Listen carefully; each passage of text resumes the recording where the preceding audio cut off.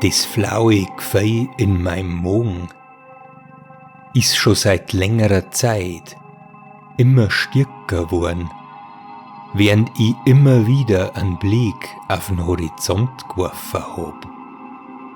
Es ist schon dumpfer geworden und die Gewitterwolken, die ringsum aufgezogen sind, haben auch die letzten Strahlen von der Sonne schon lang verschlungen gehabt. Und mit dem drohenden, finstern Himmel im Knack hab ich die klapprige, notdürftig geflickte Kutschen gelenkt, über das holprige, schmoje Wegerl, das sie durch das riesige Waldgebiet geschlängelt hat. Es war das erste Mal, dass ich mit der Kutschen für einen Bauern in die Stadt gefahren bin. Gestern war ich noch ganz stolz, dass ich fast die komplette Ladung am Markt verkaufen hab können. Und heut früh dementsprechend gut gelaunt aufgestanden. Es war von vornherein klar, dass ich mich schicken muss, damit ich die lange Strecke untertags noch hinter mich bring und abends dann wieder am Hof zurück bin. Aber wie's der Teufel haben wollt, hat mir bei der Hälfte von der Strecke ein Radl lassen. Ich hab gewusst, dass die Strecke über Stock und Stein geht und für den Fall vorgesorgt und ein entsprechendes Werkzeug und ein Radl in die Kutschen eingeworfen, dass ich an dem Tag nimmer heimgekommen wär, war mir klar, wie ich mit der Reparatur fertig war. Denn die hat mich mehrere Stunden gekostet. Im Freien übernachten ist die eine Sache, aber dann auch noch im Ringen und in dem sonnenlosen Waldstickel, in dem ich grad unterwegs war, das war kein angenehmer Gedanke. Denn auch grad in dem Moment sind mir die alten Geschichten eingefallen, die mir sie schon verzeiht hat, wie ich noch klein war. Immer wieder haben die Leute, die da in der Finstern unterwegs waren, davon berichtet, dass er so vorgekommen ist, als ob's beobachtet oder verfolgt werden, dass im Dunkeln über er Schwingen gehört haben, die von was Größerem als von einer Fledermaus herrühren müssen. Und das hoch drum in die Krone von die mächtigen Baum ein merkwürdiges Leichten gesehen haben. Fast so, als ob's der Wald oder die Bäume selber anschauen daten. Es war nicht so, dass mich das Geschwätz von die alten Leid abgeschreckt hätt. Aber die Tatsache, dass bald das Rennen anfangen wird, hat mich schon ins Spekulieren gebracht. Und da ist mir eingefallen, dass ich vorgestern im Herfahren an einem alten Haus vorbeigekommen bin. Ein baufälliges, aberkämmeres Anwesen, das schon seit Jahrzehnten verfällt. Soweit ich mich erinnern hab können, hat dies vor Generationen einmal am Graf oder einer ähnlichen Herrschaft gehört. Aber mit ein bissl am Glück, so hab ich gedacht, war das Gehöft eine Möglichkeit gewesen, Drucker unter am Dach zum Schlafen. Und wenn mich mein Gedächtnis nicht drogen hat, dann war da neben am Heustall auch noch ein kleiner Stall dabei, in dem ich's Pferdl unterstehen kannt. Es hat nicht lang dauert, und während's letzte Licht verschwunden ist, hab ich grad noch die kleine, verweidete Lichtung erreicht, auf der sich das alte, zugewachsene Waldanwesen überm Gfix abzeichnet hat. Der Anblick hat mich fasziniert, und kurz hab ich die Kutschen angehalten, um das Haus auf mich wirken zu lassen. Obwohl das dreistöckige Gebäude schon merklich unterm Zahn der Zeit glitten hat, das Dachel löchrig war und mich die Fenster blind und finster angestarrt haben, war's doch ein majestätischer Anblick, wie sie das Herrenhaus, umringt von dem dichten Meer an Bäumen und Sträucher, an der Steide erhoben hat. Ganz so, als ob's dem weit wuchs, rundherum, und die Ranken, die seine Mauern schon aufgeklettert sind, trotzen möcht. Kurz drauf hat sie das Grau vom Abend schon langsam ins Schwarz der Nacht gewandelt, das mich dazu gebracht hat, meine Kutschen wieder in Bewegung zum Sitzen und den Weg entlang auf den kleinen Stall zum Fahren. Der Weg dorthin war nicht lang, aber nachdem ich das Pferdl abgespannt und in Richtung Stall geführt hab ich den Weg schon in der schwarzen, fast undurchdringlichen Waldfinsternis zurücklegen müssen. Ein schwacher Wind hat durch den windschiefen, hölzernen Stall geweht und hat mir einen Geruch von fauligem Hai und verschimmelte Bredel in die Nosen drang. Begleit von vereinzelten Regentropfen, die sich erst langsam, dann aber recht schnell zu einem ausgewachsenen Ringen entwickelt haben, bin ich nochmal zurück zur Kutschen, hab meine Habseligkeiten geholt, die Laternen angezündet und bin auf die große Eichendier vom Hauptgebäude zugegangen. Ganz leise hab ich von der Weiden ein seltsamer Schrohr vorm Viech gehört. Irgendwo vom Wald muss das herkommen sein. Im flackernden Schein meiner Lampen hab ich gesehen, dass die mächtige Tier noch intakt war, aber nicht verschlossen gewesen ist. Kaum war ich eintreten und hab die Eingangstür hinter mir zugemacht, ist mir klar geworden, wo's ich für ein Glück gehabt hab. Denn genau in dem Augenblick hat sie der Ring draust noch mal verstärkt, sie mit Blitz und Donner zu am Unwetter zusammenbraut, das krachert übern Wald braust is.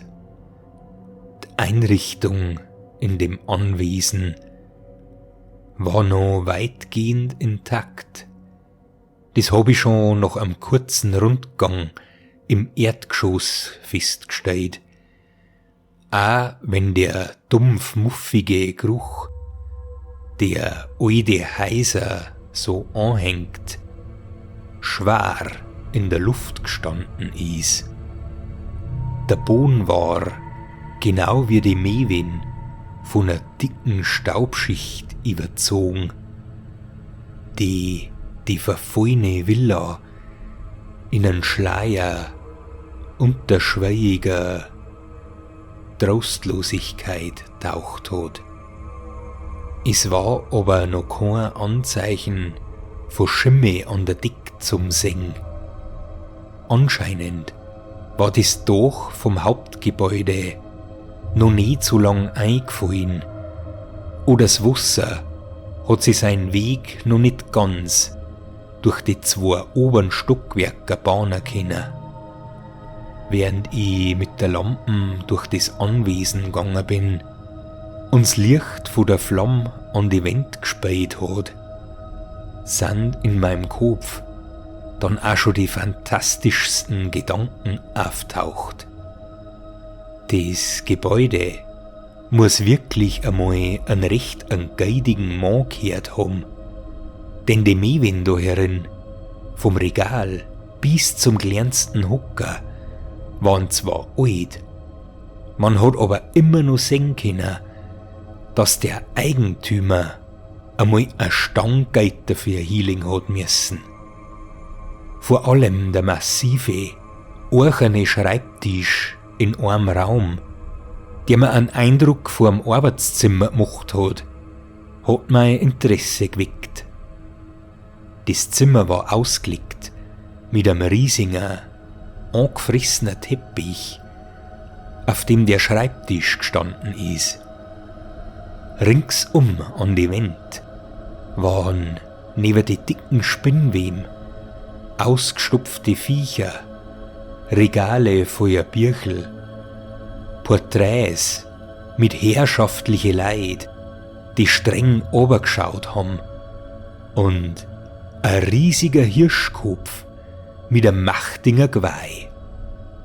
Dies war auch der Blickfang in dem Zimmer, der vor einige Jahren bestimmt noch majestätisch zum Anschauen war, aber jetzt mit seiner mottenzfrissenen Fratzen von der Wand runtergestarrt hat, wie ein Dämon aus der Hölle. Aber mich hat Neugier getrieben und außerdem wollte er mich ablenken. Denn das alte Haus mit seiner feinen Einrichtung und das Gewitter haben andauernd an meine Nerven zehrt. Und während ich mich durch die Bladel, Zeitschriften und Bücherl, die auf dem Schreibtisch gelegen sind, geweiht hab, ist mir aufgefallen, dass draust der Ränger langsam am Abklingen war. Aber nicht nur das. Während die Geräusche vom Donner und Regen leiser worden sind's immer wieder unterbrochen worden von dem selben Schrohr, den ich gehört hab, wie ich vorm Haus gestanden bin. Diesmal war er aber ein wenig lauter. Eine Mischung aus dem Gackern von einer Hähn und am Mägerzen von einer Gurs.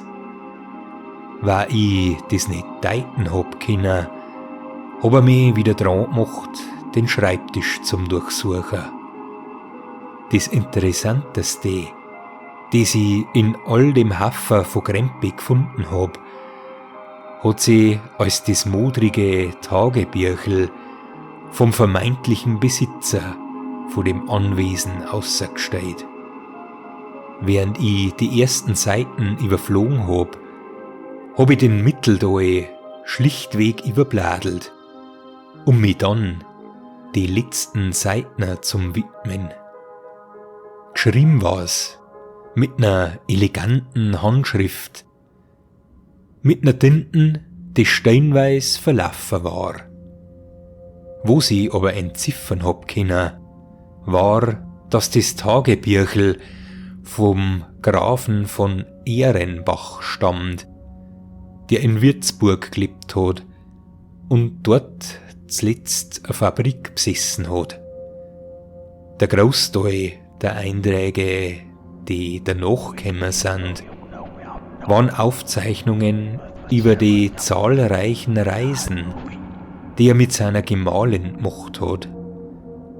Nach dem Tod seiner Frau hat er sie allerdings aus dem Geschäftlichen zurückgezogen und sie das Anwesen da von einem Nachlassverwalter gekauft, weil der Vorbesitzer verstorben war.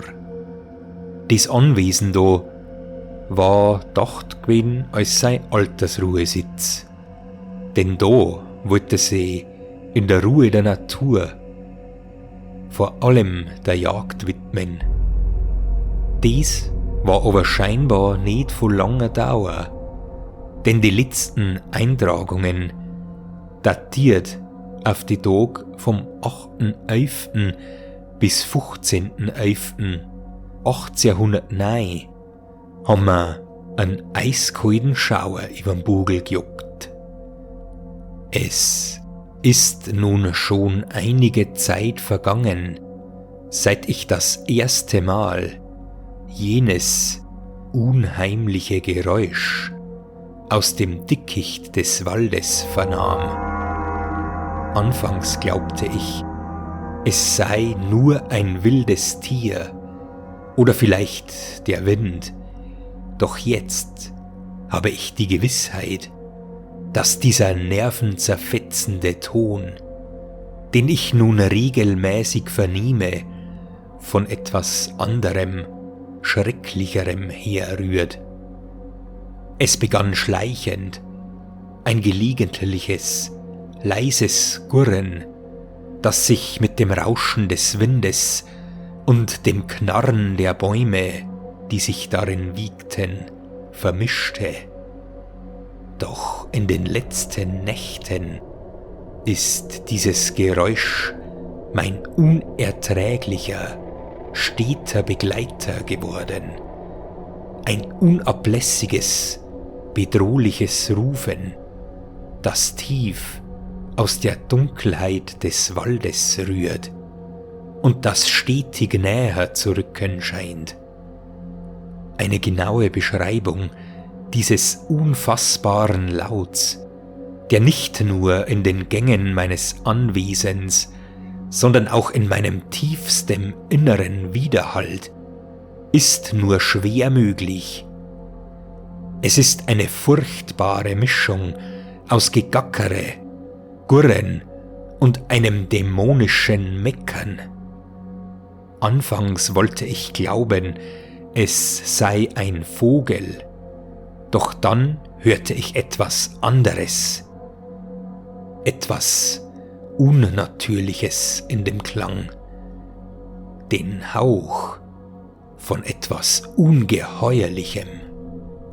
Den Urheber dieses schauderhaften Klanges konnte ich nicht ausfindig machen, bis zum gestrigen Abend. Ich habe es nur schattenhaft wahrnehmen können, als ich aus dem Fenster blickte und seinen schemenhaften Umriss in den Baumkronen sah, bevor er schnell wieder im Dunkeln verschwand. Doch selbst dieser Bruchteil einer Sekunde reichte aus, um zu erfassen, dass es sich um eine groteske Erscheinung handeln muss, die den grausigen Lauten in nichts nachsteht. Dieses Wesen muss den Körper eines riesigen Vogels besitzen, mit einem langen, geschwungenen Hals, auf dem der Kopf einer Ziege thront. Die Augen glühten im Dickicht der Bäume und durchbohrten mich mit einer Intensität, die mir unerträglich war. In meiner Verzweiflung, das Wesen daran zu hindern, in mein Heim einzudringen, habe ich die Weidenzweige, die hinter dem Kreuz im Herrgottswinkel hängen, kreuzförmig an der Haustür befestigt. Ich erinnerte mich an den alten Aberglauben, dass die Zweige einer am Palmsonntag geweihten Weide böse Wesen fernzuhalten vermögen. Bislang ist es dem Hause ferngeblieben, doch das Geräusch, dieses ständige, durchdringende Gurren und Meckern hat nicht aufgehört, sondern sich noch verstärkt. Und doch, ich muss gestehen, dass sich etwas verändert hat. Was zu Beginn ein unheimliches Geräusch war, ist mir nun fast zu einer unirdischen, wonnigen Melodie geworden. Zunächst hat mich dieser Laut in tiefe Angst versetzt, doch mittlerweile entwickelt er eine fast hypnotische Anziehungskraft, einem finsteren Sog gleich, einem dunklen Choral, der irgendetwas in mir berührt. Doch es ist einerlei, ob es der Ruf dieses Ungeheuers ist oder nur der Wahnsinn, der seine Klauen nach meinem Verstand ausstreckt. Ich will es nicht riskieren, dass ich eines Nachts diesem überirdischen Wispern und seinen Versprechungen nachgeben könnte. Da ich diese Laute nie am Tage vernehmen konnte, werde ich im Morgengrauen aufbrechen und diesen verfluchten Landstrich hinter mir lassen. Meine Hände haben zittert, wie ich das Tagebüchel auf die Seiten gelegt und über das seltsame Erlebnis nachgedacht hab, das da drin beschrieben war. Fieberhaft hab ich nachdenkt, wo's denn das sein könnt, das der alte Graf da in seine Aufzeichnungen beschrieben hat.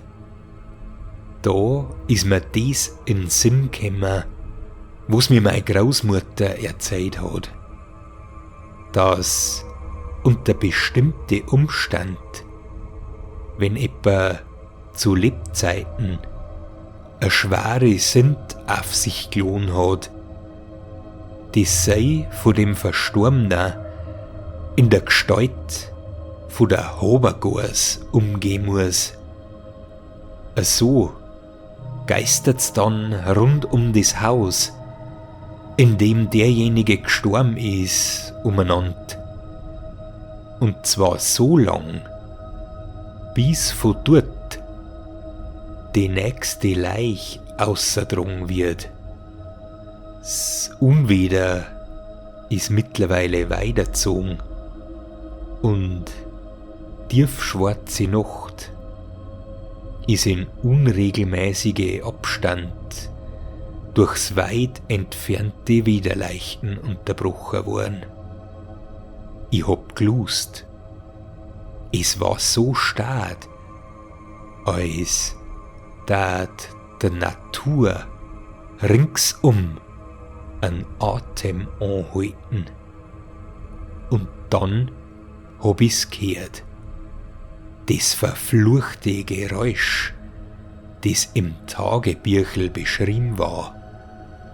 Es war kaum mehr wie ein Staats Graner und Megerzen, das, wie der Graf geschrieben hat, durch das Haus gekrochen ist.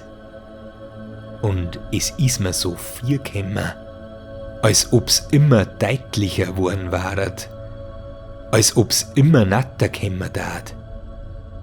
Ich hab mich umgeschaut und mein Blick ist zum Fenster hingegangen.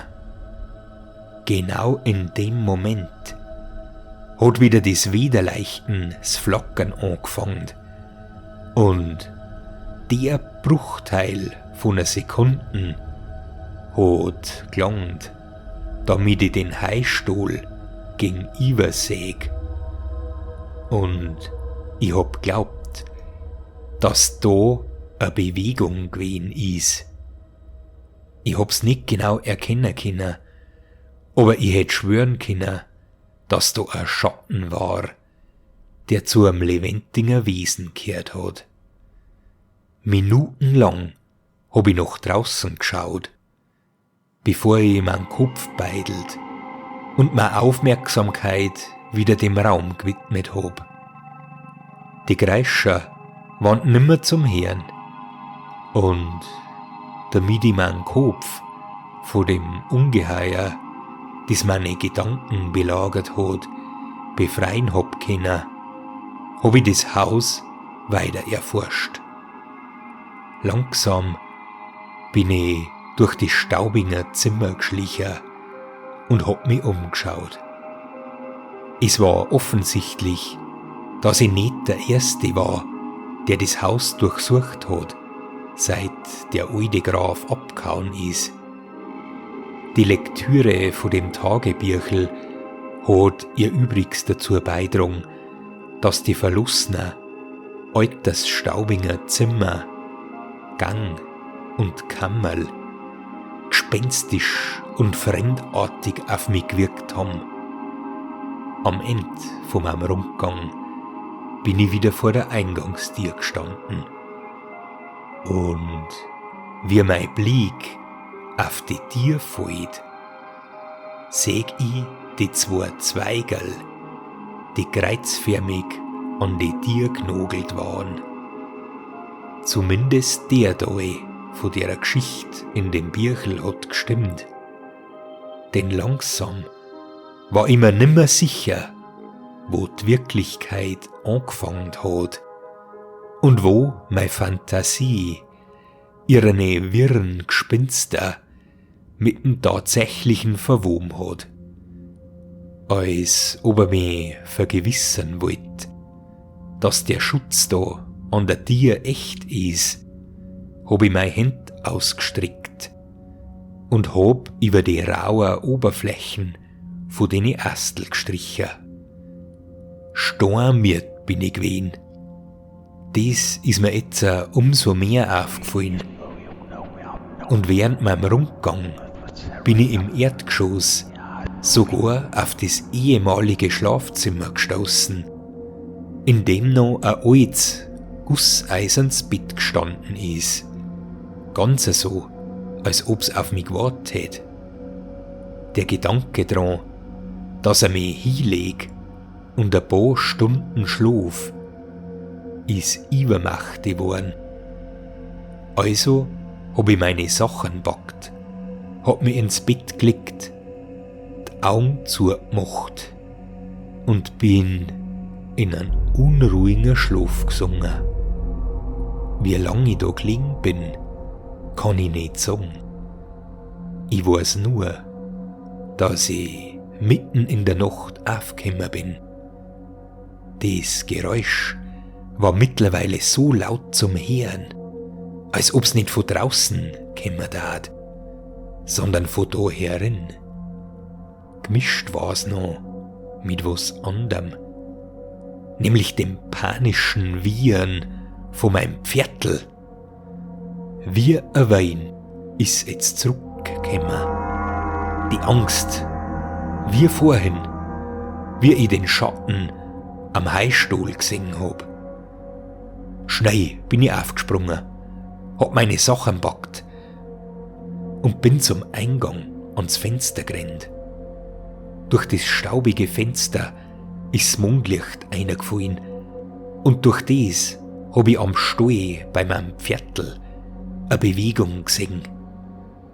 Mein Herz hat sich angefeuert, als ob's aussitzen möchte, wie ich den dunklen, schattenhaften Umriss gesehen hab, der sich im Stall über mein verzweifelt zuckertes Pferdl hergemacht hat. Geistesgegenwärtig hab ich meinen Rucksack umgeworfen, die Laterne packt und die Tür aufgerissen. Voller Panik bin ich rausgerannt in das Unwetter, weg von dem gespenstischen Anwesen, weg von der Kreatur, die grad dabei war, in dem Stall das unglückselige Pferdl zum Zerfleischen. Also bin ich gelaufen, blindlings in die Richtung, in der ich den Pfad vermutet hab, auf dem ich hergekommen bin. Ich bin gelaufen, bis meine Haxen schwach worden sind und ich mich mit dem Schnaufer schwadern hab und erst da hab ich mich das erste Mal umdreht. Der Wald um mich herum war stad und ich hab keine der verfluchten Laute von dem Viech mehr gehört. Die kühle Waldluft tut meiner gemorterten Lunge gut. Ich glaub, Jetzt kann ich meine Lampen wieder anzünden. Dem Greislinger Viech bin ich grad noch davon gekommen. Ich mein, da vorn geht der Weg in die Richtung vom nächsten Dorf.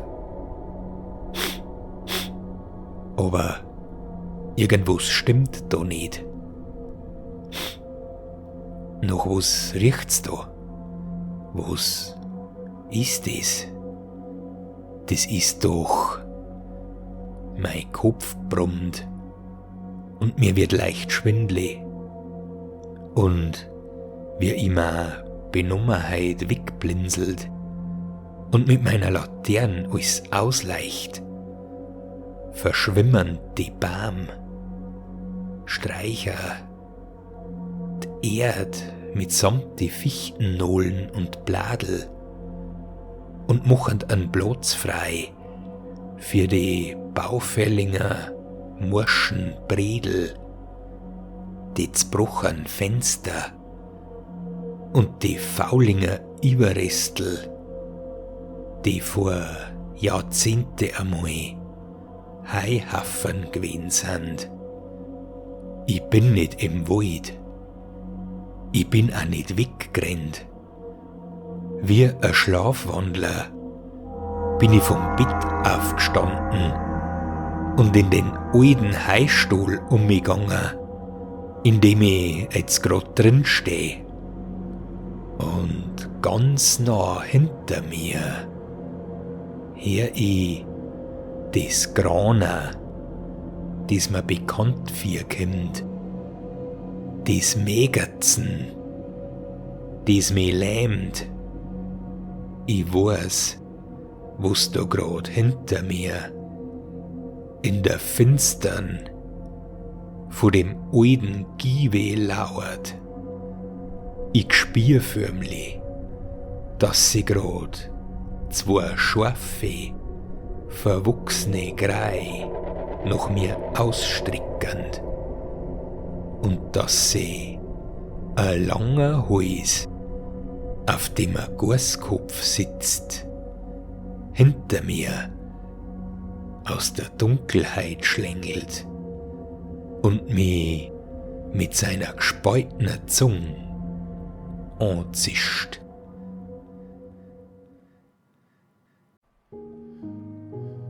Euch hat diese Episode gefallen? Dann abonniert meinen Kanal, indem ihr den roten Abonnieren-Button unterhalb des Videos anklickt.